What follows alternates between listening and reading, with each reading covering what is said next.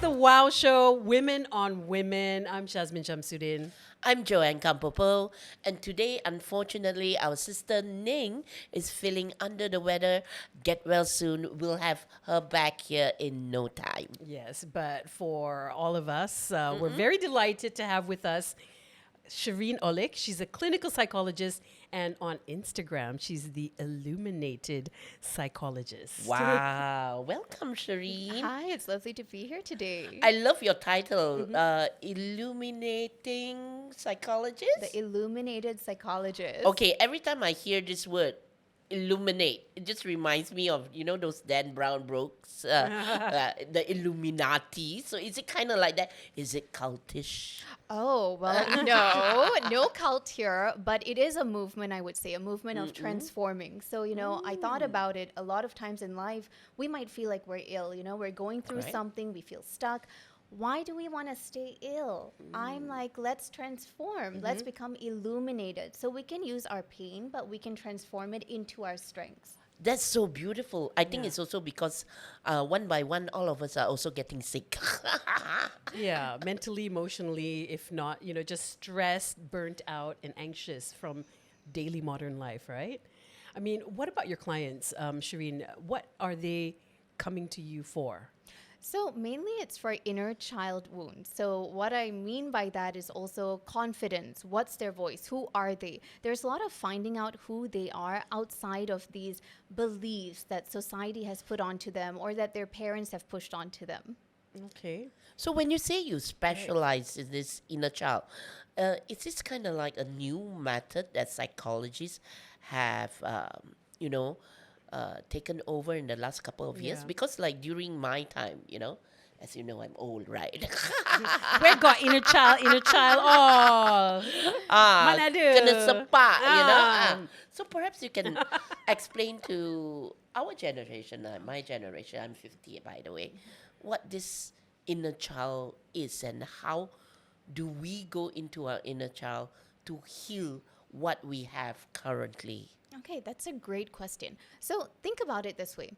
Look at just mental health, right? All right. When did we actually start talking about mental health in Malaysia? Openly, I'd say pandemic. Yes. Doesn't mean that mental health didn't exist before that. It's just that our knowledge about it became a lot more spoken about. It came out of that, taboo box during the pandemic, right? I mean, look, now we are on a podcast talking about mental health essentially. Yep. So inner child, very similar. It's Okay. not that it wasn't around, it's that we weren't talking about it. Yeah. And if we want to just understand the concept of inner child, okay, what is inner child? Think about who you were when you were 5 years old, 6 years old, 8 years old, right? All those versions of you, that little girl, she didn't die. She just became the woman that you are today. But think about her fears, her beliefs that maybe were blocking her. If she was going around thinking, I'm not good enough, I don't feel loved, that didn't go away if it wasn't worked on. It's stuck somewhere in the subconscious mind. So with therapy, you dig deep Yes. and kind of uncover that inner child and explore all the, I We- guess, the pain, the traumas. Yes, Yeah. and we also build a relationship with the inner child. So as you bring your inner child into your world, you're also learning, who are you? Who is that little girl? Or let's say, if you have a sense of feeling disconnected with yourself, you're also trying to understand, what am I missing in my life and how can I fulfill my own life? Well, I have a question. What if we don't like our inner child? What if, let's say, as a accomplished women, woman, not women, one woman. Let's say she's not happy with her inner child, and as she grow and she become this entity, powerful and all that, self-motivated. What if you have a client that needs to assess this inner child, but doesn't want to because that inner child have given birth to a lot of negativeness in her life. That's a great question. Think about that. It means that there's already a block. Yes. A client is saying, I don't want to meet that inner child. I look at that inner child as being negative or the reason. Or weak. Or weak, yeah. But then what you're saying is you're rejecting a part of yourself because the inner child is a part of you. How do you then change that mindset? Think about this. Okay. I'm going to bring you a 5-year-old girl, Okay. not your inner child, just a 5-year-old girl. What are you going to say to her? First thing, are you going to say to her, I don't like you. Get away from me. No, we're not going to say that to a 5-year-old girl. No. We might ask, hey, do you want something to drink? Do you feel safe? Are you okay? Just a general conversation. We're not going to say, get out of here, you weak little girl. Now, yes. The "Are you okay?" bit. That's where a lot of people start crying, right? Am I okay? sometimes there's just a sense of noticing the pain and finally acknowledging that pain. Yeah, or acknowledging it by looking at it. Like sometimes we don't even ask ourselves if we are okay. Yes. Yeah. So I'm interested in women, obviously, in this conversation. Women who come to see you, what's the demographic, and what are they? I guess what are they? Are they professionals? Are they single? Are they divorced? Are they, what traumas do they present with? I'd say it's a variety of clients, but right now, this season of work, it's single women in their 30s and they're professionals. Okay. Wow. I mean, you were mentioning mostly single women in their 30s. Yes. Do you think that right now, being 30 plus, for women in general, we are, how would I say, we are a little bit more stressed than we used to be, especially women in this age group, because besides depression, we've got self-doubt, we've got body image, and then also single women who have been stressed by family to coupled up, Yeah. and not necessarily Yeah. for their best interest, Yeah. but for other people's. Don't forget, yeah. your career, work stresses.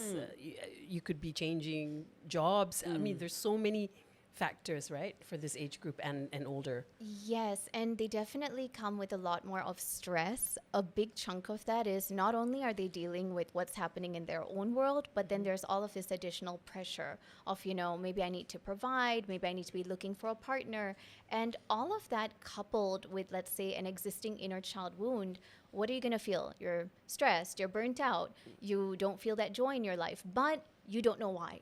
And so a lot of times with therapy, this is where we figure out like, hey, what's the block? You're living this life, but you're not happy with this life. What's the block? How do we transform that? Do you think that a lot of women also go through kind of like this vicious circle because they are supposed or expected to, So it comes around and around, and unless therapy, like what you say, they seek out therapy to try and unwind this slight circling of this roundabout that they have no way out. Absolutely. Because think about it. You are going to keep repeating patterns in your life until you become aware of the pattern. Just imagine it's like an energetic blueprint. You can change your situation, you can move to a different country, but if you haven't figured out what is that pattern within you, you will keep playing it out with different people throughout your life.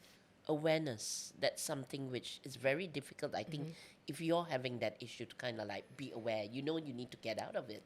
But how do you find awareness? Is that where you come in? Yes, it's helping them identify where did all of this start from. Let's say just the belief or this thought, whatever is limiting them. We're going to figure out who kind of put that in your mind. And then we're going to work on getting rid of that bully voice, and we're going to replace it with essentially a very kind, compassionate, patient voice. Does this really work? It Especially with the does. Malaysian clientele. It does. Yeah? I can honestly say it works for anyone who is willing to put in the work and who genuinely wants to transform their lives. Wonderful. I mean, you mentioned putting in the work, and it's not the first time that I hear therapists saying. So if you want to see a therapist to change your life, you kind of need to do a little bit of homework, I guess. Yeah, what does that Yes. entail? Huh? Oh, yeah. All right. Think about it this way. Okay. Let's say I go to the gym, all right? I go to the gym, I have a membership, I have a personal trainer, I'm doing all this stuff, right?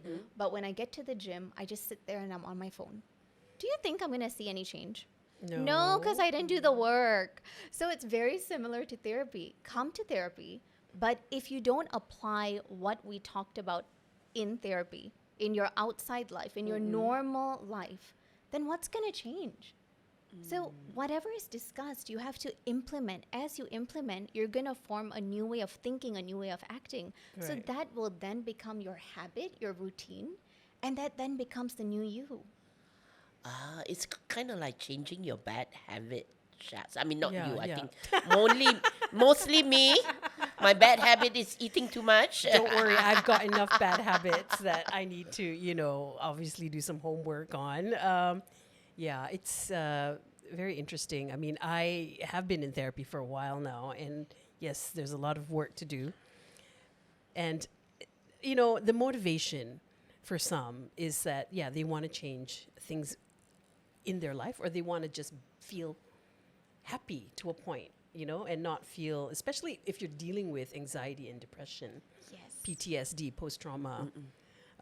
So for that category of, I guess, patient, client, is it like, are we still going to look at inner child, or is this heavier stuff?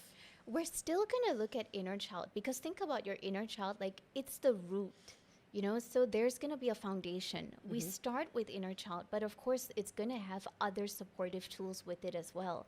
I just specialize more on inner child healing. So I see the changes with my clients that get the concept and who practice it. Some of them within 5 sessions, completely different person. Right. And a lot of times, when we say, I want to be happy, actually, no, you don't want to be happy, because happiness is an emotion.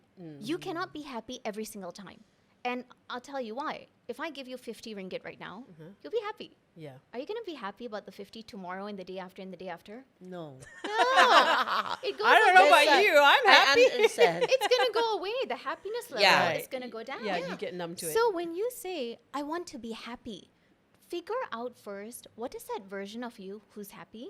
What is she doing? And let's say you're going to go, oh, she would be like at a cafe, she'd be going out with her friends, she'd be watching a movie, traveling, blah, blah, blah. Then do that now.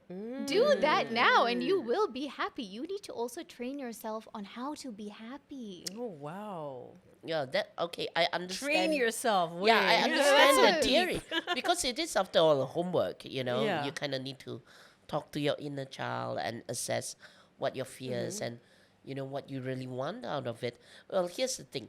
Now, I know a lot of women our age are also very family driven, because they could be the sole breadwinner. How do you manage finance with therapy and trying to figure everything out? Because also, we all know that to go into therapy, to be able to afford therapy, it's not like everyone can have access to it. Yeah. So especially for women who are dealing with, like, I have to feed my children, my husband's not working, my mom's in the hospital, things like You're that. so stretched. It's so, I mean, we don't even have, we can't even ask ourselves, are we even allowed to be happy? Because we're already so stressed. Yeah, we're just We're making money. surviving. Surviving. Maybe that is the issue, because think about what you're saying. You're then living in a state of survival mode. You're not living, you're trying to survive. That feels like a lot of danger. You Yeah. can't relax. So I get it. Sometimes finances do come into play. For that, if you're really stretched, you really can't think, I can't even afford 100 ringgit for a therapy session, there are free resources. There Okay. are YouTube, podcasts, and they're really great stuff.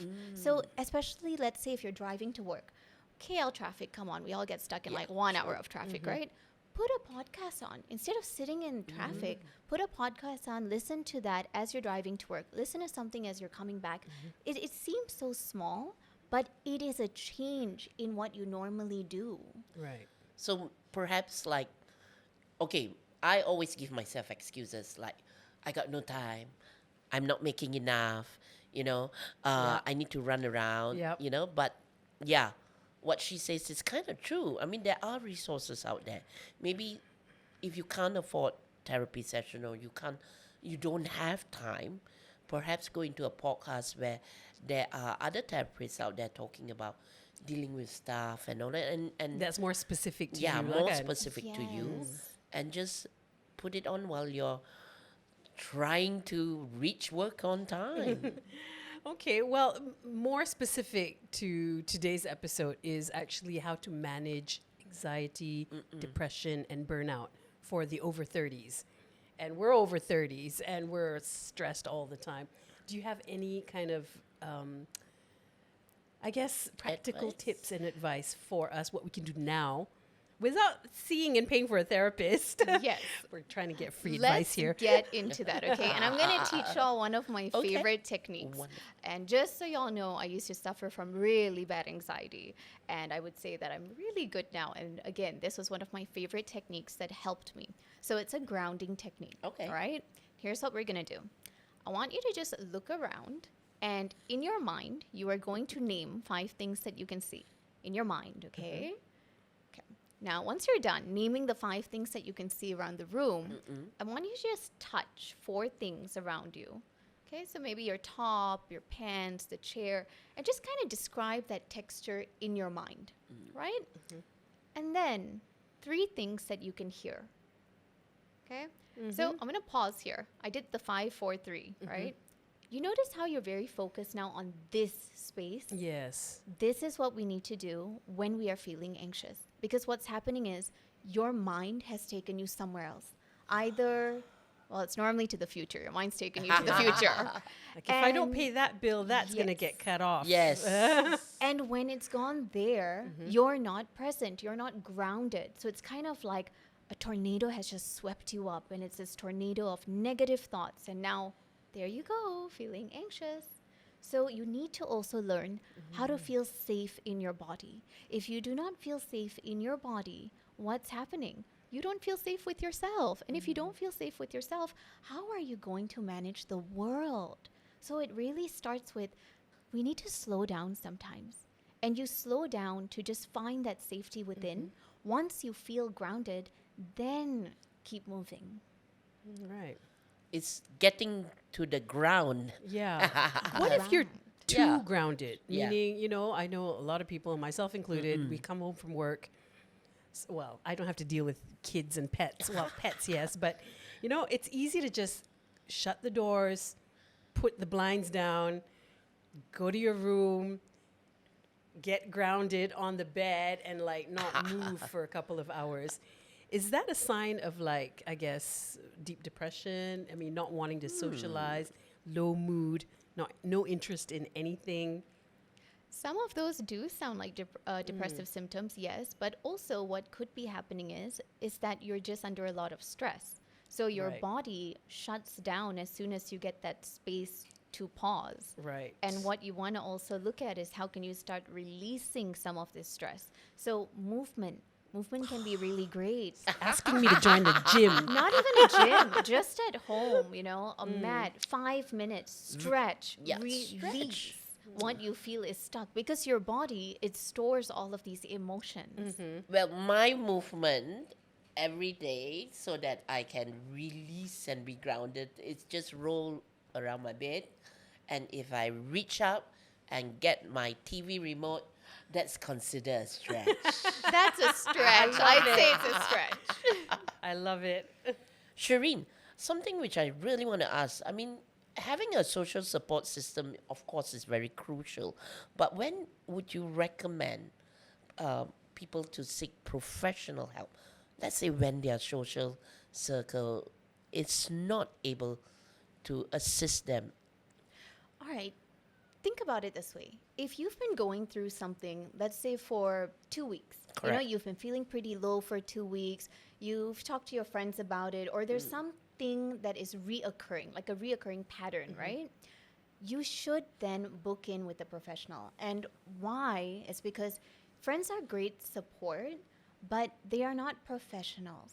And so sometimes there might be something that's causing all of this. And the more that you ignore it, it might be getting worse. Correct. I mean, I understand that totally because our first reaction is to go to our girlfriends, our personal circle. But you are right. After maybe 2-3 weeks, And if the problem still exists, and your girlfriends are like, oh my God, she's calling me again. This is like Sex in the City season 8, you know? Yeah, same old thing again. Yeah. And also, Yeah. you don't want to be the emotional energy vampire. Because, yes, we should be there for our friends, but come on, we've all been there, right? Someone calls again, and you're like, again? Yeah. Usually it's about men lah. Yeah. Usually it's about I've the stopped boyfriend complaining or to husband. my girlfriends or- about this one person in my life because I know they're fed up hearing about it. And I know, like, okay, it's definitely a me thing. I got to sort this out. You call your therapist and you talk to your therapist because they're paid to listen to you. I know. They are happy to listen to you. Okay, well, what are your last words of encouragement for women who are stressed, stretched, and burnout? That is not the life that you're supposed to be living. No. Think about it. Stressed, stretched, and burned out. No, you deserve the best possible life. And you need to first visualize that you deserve that life. You are doing the best that you can. So keep pushing forward and you're going to get there. You just have to see that life as being possible for you. That's amazing, actually. Yeah. Perfect. We deserve better, Joanne. You deserve the best. Rather than being stressed, And stretched, we have and to burnout. say that we deserve the best. Yes, we do. Well, Shireen, it's been illuminating. Thank you so much. It's been so lovely being here. Well, I've definitely learned a lot. I think both me and Shaz has. So I hope you girls out there too. All right. Work on your inner child, but maybe don't do it alone. Maybe see a therapist for that, just so she can guide you on this journey to self awareness and discovery. Well, Joanne, I think it's a wrap. This is The Wow Show.